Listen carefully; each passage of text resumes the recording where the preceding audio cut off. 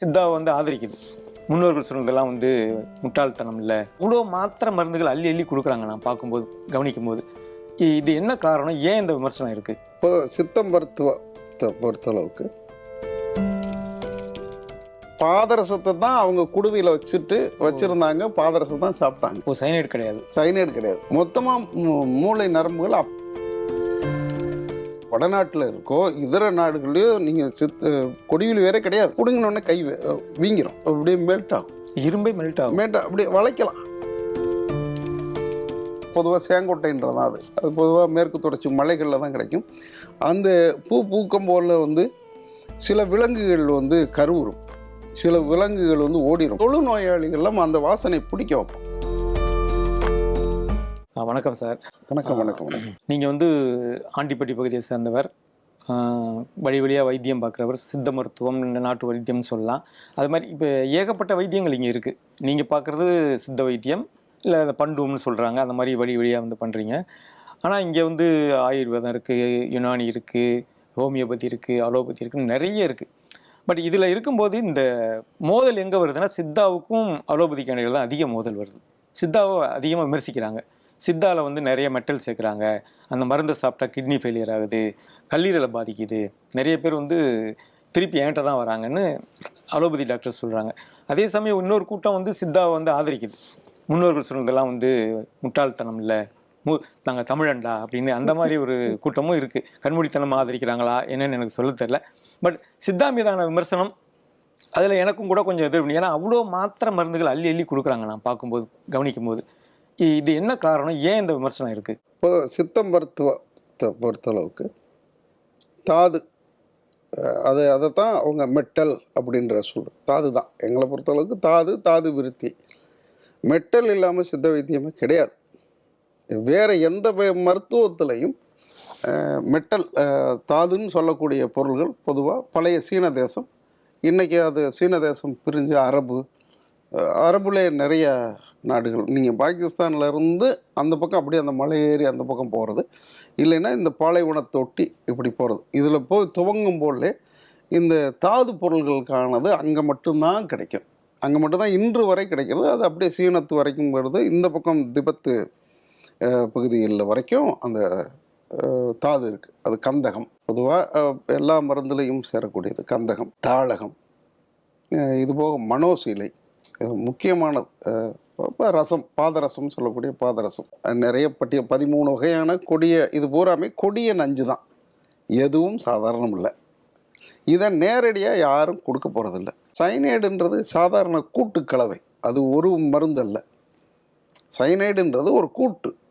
அதெல்லாம் வந்து நீங்கள் ஃபோட்டோகிராஃபி டெவலப் பண்ணியிருப்பாங்களே, ஃபிலிம் டெவலப்போ அல்லது இப்போ அந்த ஃபோட்டோ காப்பி பிரிண்ட் டெவலப் பண்ண போல சைனைடு போட்டால் தான் அது ஃபிலிமும் வரும், ஃபோட்டோவும் வரும். நீங்கள் ஒவ்வொரு ஃபோட்டோகிராஃபர் கையிலையும் அம்புட்டு சைனைடு போடும்.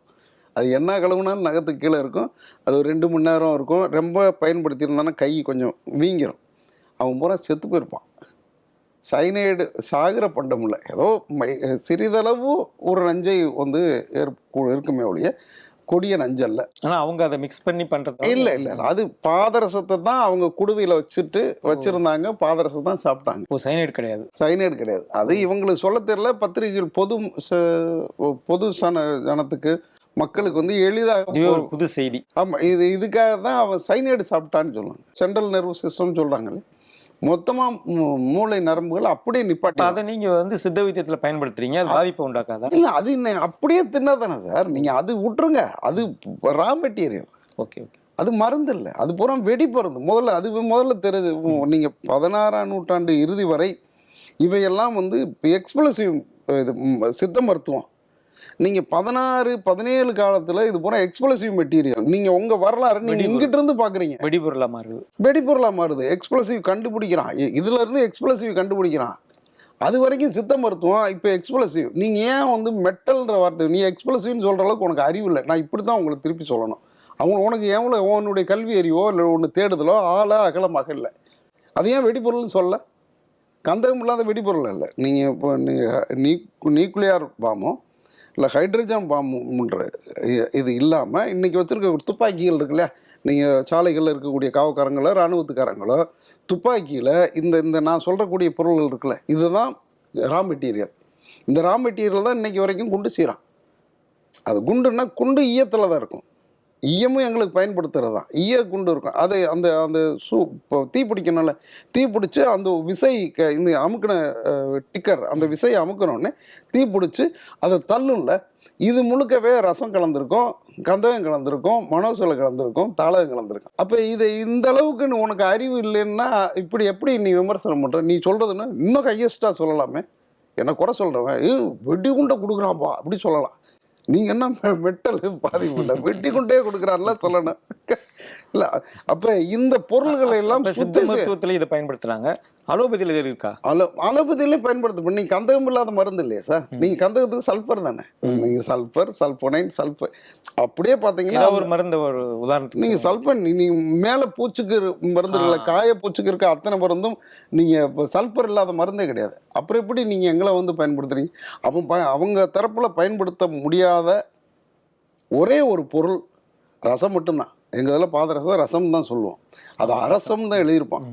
பாதரசம் மட்டும்தான் அவங்க பயன்படுத்தலை. காரணம் அந்த தாது எந்த தாதுடையும் சேராது. அந்த தாதுல ஒரு பொருள் பிரித்து எடுத்துட்டோம்னா திருப்பி இன்னொன்றில் உள்ள சேர்க்க முடியாது. இப்போ தங்கமும் தாமிரமும் சேரும். அதாவது எல்லாமே விஷத்தன்மை உள்ள பொருள் தான். அதை நாங்கள் வந்து மாத்திட்டு தான். அது எப்படிங்கிறது கொஞ்சம் சொல்லுங்க. இப்போ ரசம் அப்படின்றத எடுத்தோம்னா ரசத்தை வந்து எருக்கை பற்றி ஒரு வரி சொல்லிடுறேன். எருக்கும் விஷம் தானே? விஷம்தான். எருக்கை பற்றி சொல்லும் போல பிரதானமாக நம்மளுடைய இலக்கியங்கள் அதிகமாக இருந்தாலும் இந்தியாவை தாண்டி பேசுறது சமஸ்கிருத இலக்கியங்கள் தான் பேசப்படுது.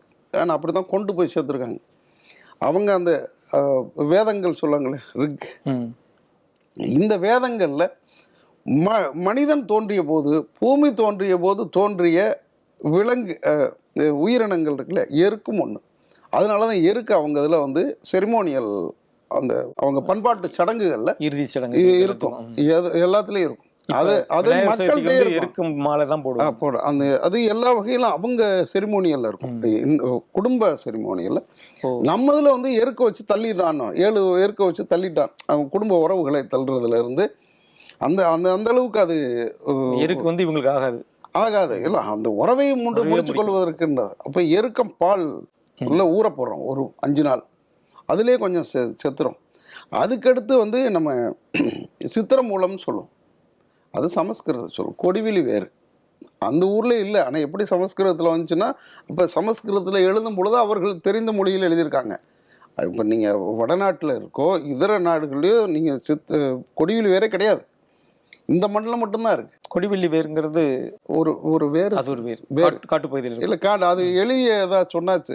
முந்தையெல்லாம் வந்து பூட்டை திறந்துட்டாங்கன்னு சொல்லுவாங்கல்ல, ஒரு குச்சி வச்சு கூட்டை திறந்துட்டாங்க. இல்லைன்னா பறவை வந்து கூட்டில் வந்து இருக்கும் வேறு, அந்த வேரை கொண்டு வந்து பூட்டை திறந்துட்டான்னா அது கொடிவிலி வேறு.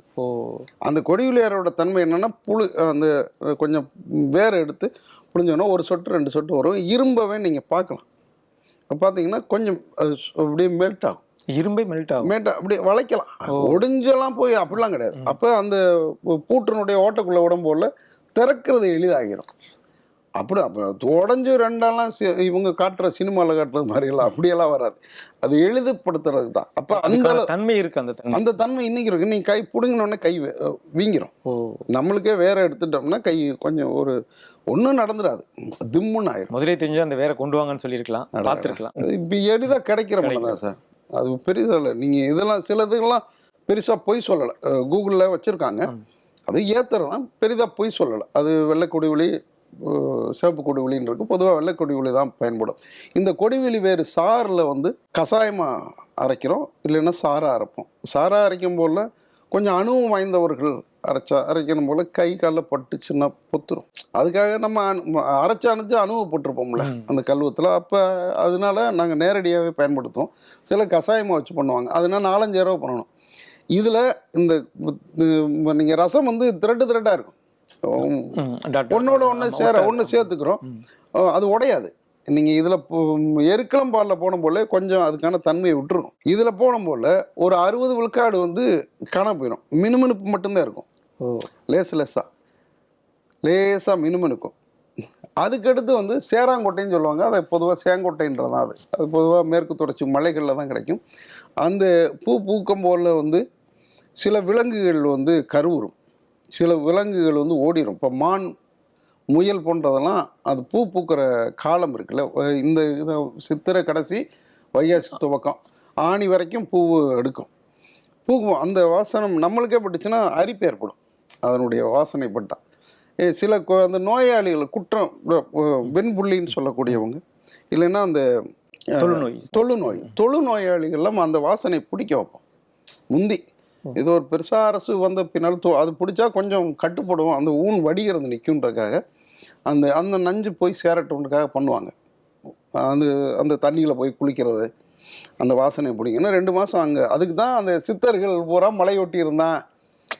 இப்போ இதுதான் அது ஒரு வைத்தியம் சார்ந்தது, அது ஒரு ஆன்மீகத்துக்குள் நடந்ததுனால அவங்கள இப்படி பார்க்கறது இருக்குல்ல, அது ஒரு அறிவு சார்ந்ததான். இந்த சேங்கோட்டையில் உள்ளுக்குள்ளே ஒரு நெய் இருக்கும், எண்ணெய். அதை மூக்கை வெட்டிட்டா நஞ்சு குறைஞ்சிரும். இந்த நெய்யில் கொஞ்சம் நஞ்சு இருக்கும். இந்த நஞ்சு இதை விட்டு தண்ணியில் ஊற போட்டுட்டா நெய் கக்கும். அமைக்க விட்டோம்னா 2 சொட்டு 3 சொட்டு வரும் ஒரு கொட்டையில். அதை அரைக்கும் போல் நீங்கள் பார்க்க முடியாது, செத்து போயிடும், முழுசாகவே செத்துடும். ஆனால் உள்ளுக்குள்ளே மறைமுகமாக ஹிட்டனாக இருக்கும், இருக்கத்தான் செய்யும். அதை அரைச்சி வில்ல தட்டி காய வச்சுருவோம். மறுபடியும் கொடிவில் வேறு கஷாயத்தில் அரைப்போம். கஷாயத்தில் அரைச்சி மறுபடியும் வில்ல தட்டி காய வச்சுருவோம். இதுலேயே ஒரு 1 மாதம் கணக்கு வந்துடும். ஒரு நாள் நடக்கிறது இல்லை. இதை நான் அப்படியே கடகடன்னு சொன்னதுனால ஒரு நொடியில் அடுத்தது நான் கேட்கணும்னு வந்து இது இந்த மருந்து எதுக்காக இப்போ நீங்கள் தயாரிக்கிறீங்க? இது முடிச்சிடறேன், ப்ராசஸ் முடிச்சிடறேன் முழுசா. அதுக்கடுத்து வெத்தலை சாறு, வெத்தலை பொதுவாக வெத்தலை சாறு, அப்புறம் வெத்தலை காம்பில் எடுத்து கஷாயத்தில் அரைப்போம். மறுபடியும் கொடியில் வேறு சாறு வரும். கொடியில் வேறு அவ்வளோ எளிதாக ஒரு ப்ராசஸே போயிட்டு இருக்கு. இப்போ இது பூராமே ஒரு ப்ராசஸ். அது கடைசியாக வந்து சோறு இருக்கு இல்லைங்களா, சாதம் நம்ம வடித்த நெல்லுச்சோறு, நெல்லுச்சோறு உப்பு போட்டு ஆக்கின சோறு, அதில் அரைப்போம். அதுக்கு அப்போ அதில் அரைச்சி முடிச்சுட்டு மறுபடியும் கொடிவில் வேறு கஷாயம், சாதாரண மண்டை வெல்லம் சொல்லும்ல, வெல்லம் நம் கரும்புல இருந்து எடுக்கக்கூடிய வெல்லம், இவங்க சொல்ல நாட்டு சர்க்கரை இல்லை, அந்த சர்க்கரை அதுதான் பயன்படும். ஏன்னா அதில் தான் கந்தகம் சேர்ந்துருக்கும், வெடியுப்பு சேரும், துத்தம் கொஞ்சம் சேரும். அதனால் அதுவும் எங்களுக்கு மருந்து. அது போட்டு அரைச்சிட்டு அரைக்க ஒரு புளிப்பு தன்மை வரும், வாசனை வந்துடும். புளிப்பு வந்து அந்த புளிப்பு கொஞ்சம் மடங்குதுன்னு சொல்லுவோம், மடங்கிருச்சு, ரசம் மடங்கிருச்சுன்னு, மடங்குதல், மடிதல் அல்லது மடங்கிருச்சு, ஒரு ரசம் மடங்கிரும். அந்த வாசனை வந்து லேசாக வந்து அந்த செம்பகப்பூ வாசனை வரும். அப்போ இதெல்லாம் நான் உணர்ந்துருக்கணும், இதெல்லாம் அடிப்படையாக செம்பகப்பூ வாசனை வரும்.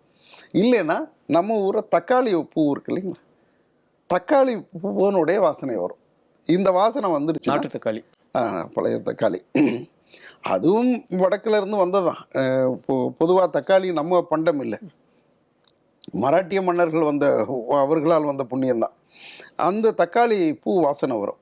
இது பின்னால் வந்த வைத்தியம் இங்கே கண்டுபிடிச்சது. இந்த வாசனை வந்துருச்சுன்னா நாக்கில் தொட்டு வச்சு பார்த்தோன்னே இனிப்பு வந்து உச்சக்கட்டை இனிப்பாக இருக்கும். அந்த திகட்டுதுன்னு சொல்லுவோம்ல, வைக்கும் போல அந்த இனிப்பு வாந்தி வரும். வாந்தி வந்தால் இனிப்பு போட்டால் வாந்தி அடங்கும். ஆனால் இந்த இனிப்பு ஓங்கரிக்க வரும், அந்த அளவுக்கு இனிக்கும். அப்போ இதை நான் பார்த்துட்டா இது சுற்றி முடிந்தது. இதை வில்ல தட்டி காய வச்சிடறோம். காய வச்சுட்டா இது சுற்றி இது பயன்படுத்துகிற பண்டம், மருத்துவத்துக்காக பயன்படுது. ஏன்னா நான் தின்னு பார்த்துட்டேன், நான் செத்துப்போம், வேணா அங்கேயே நான் செத்துருக்கணும், நான் இப்போ உங்ககிட்ட பேசியிருக்க முடியாது. அதுக்கடுத்து அதை பற்பமாக போடுவோம். அது 3 தடவை வேகும் அந்த சட்டியை. நீங்கள் அந்த இது பார்த்தீங்கன்னா தெரியும், குக்கி படம்னு சொல்லுவோம், தம் கட்டுறதுன்னு வைக்கல, அதான் குக்கி படம். அது இப்போ 60 எருவு 80 எருவு வரும். அது எடை போட்டு தான் வைக்கணும். ஒரு எரு இத்தனை பழம் இருக்கணும். இப்போ ஒரு பழம் 35லேருந்து 38 கிராம். அப்போ இந்த இதை கணக்கு வச்சு தான் சொல்றது எடை தானே, எடை தான் எரிச்சுட்டா. ஆமாம், 2 தடவை புடம் போட்டு மறுபடியும் கொடியில் வேறு கஷாயத்தில் அரைச்சி மறுபடியும் காய வச்சு மறுபடியும் புடம் போட்டு இது 3 தடவை புடம் போடல. அதில் ஒன்றுமே இருக்காது, கருக்கு தான் இருக்கும். கடைசியாக வந்து 3ஆவது தடவை புடம் போடல, நம்ம வில்ல தட்டி வச்சது இருக்காது, பூரா இல்லை பஸ்மம் தான். அது ஆவியாகி மேலே உளமுடி தானே, அது உளமுடியில் போய் செடிமெண்ட் ஆகிருக்கும். படிஞ்சிருங்க. அதை சுரண்டி எடுத்து பண்ணுறதான் பருப்பம். கள்ளச்சாராயம் காய்ச்சற மாதிரி பவுடர். கிட்டத்தட்ட. ஆமாம் மேல இருந்து வருது. ஆமாம் அது வடியுது. இது போய் அது கருக்குன்னு சொல்லுவோம்ல, கருக்கா ஒட்டி கருக்கா ஒட்டிக்கும். ஒட்டிக்கும், ரைட். ஒட்டிருக்கோம். படிதல் தான். அதை நம்ம சுரண்டி தான் எடுக்கிறோம். அதில் எந்த சுவையும் இருக்காது, எந்த இதுவும் இருக்காது. ஒரு மண்ணு தான் அது. ஆனா அதான் அதில் அனுப்பா நம்ம கொடுக்கும் போல மட்டும்தான் வரும். அது தேனில் கொடுக்குறோம், நோயினுடைய தன்மை இஞ்சி சாத்தில் கொடுப்போம், பிள்ளைப்பால் கொடுப்போம். ஓ, நீங்கள் பிள்ளைப்பாலே வந்துட்டு ஒரு பெரிய மிகப்பெரிய பரப்புரை பண்ணால் பிள்ளைப்பாலில் நஞ்சு இருக்கு. நாங்கள் கோடி அதிகமான நஞ்சு இருக்கிறது பிள்ளைப்பால். முதல்ல தெரியும். பிள்ளைப்பால் நீங்க சொல்றது? பிள்ளைப்பால்ல நஞ்சு இருக்கும். பிள்ளைப்பால்னா முதல் பாலா? இல்லை சார், தாய்ப்பால். தாய்ப்பால். அதான் தாய்ப்பால் தான் பிள்ளைப்பால், அமிர்தம் அப்படின்வாங்க. தாய்ப்பால் நஞ்சு இல்லைன்னா தாய்ப்பாலே கிடையாது. அதிர்ச்சியா இருக்கு நீங்க சொல்றது. தாய்ப்பால் நஞ்சுன்னா? தாய்ப்பால் நஞ்சு இருக்கும் சார்.